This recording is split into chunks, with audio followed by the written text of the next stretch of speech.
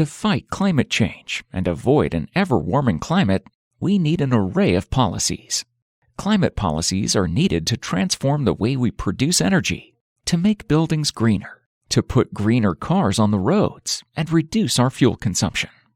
But these policies also need to protect people's jobs and incomes.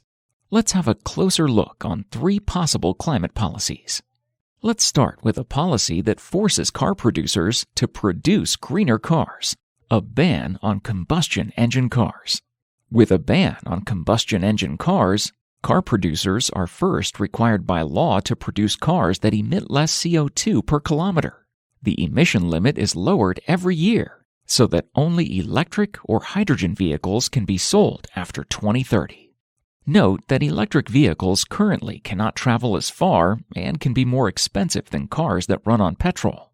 Together with a plan to produce electricity from clean sources, a ban on combustion engine cars would accomplish the transition needed in the car industry.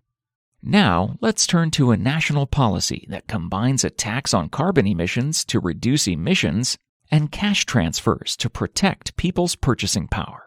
With a carbon tax, all products that emit greenhouse gases would be taxed. For example, the price of gasoline would increase by 14 cents per liter. With a carbon tax, companies and people pay for the greenhouse gases they emit. This pushes them to reduce their emissions. To compensate people for the price increases, the revenues of the carbon tax would be redistributed to all households, regardless of their income.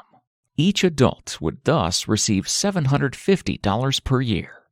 On average, poorer people own smaller cars, live in smaller houses, and fly less, so they use less fossil fuels than average.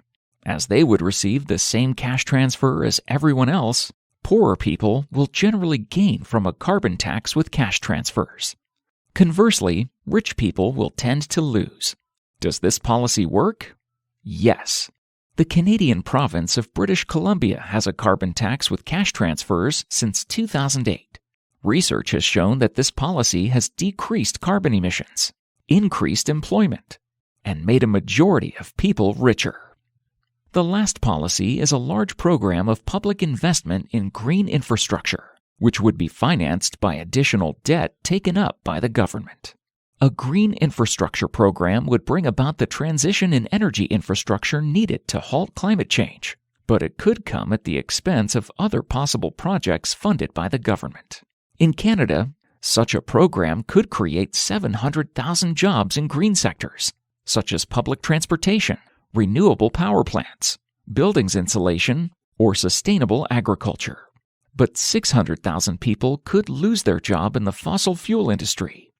In general, all climate policies have the potential to transform the economy into a greener, safer, less polluted world. This green transformation has some downsides. People will have to change their habits, and some people will even have to change jobs.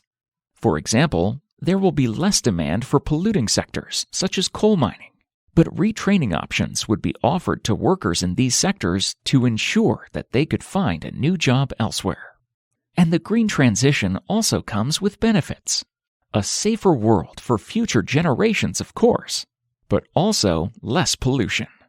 And climate policies can be designed to protect poor and middle-class households, as they can have more income with the carbon tax with cash transfers, and more jobs with a green infrastructure program.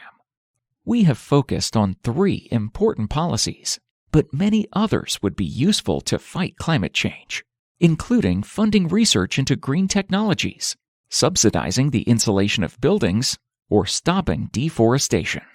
To stop climate change, we probably need all of them together.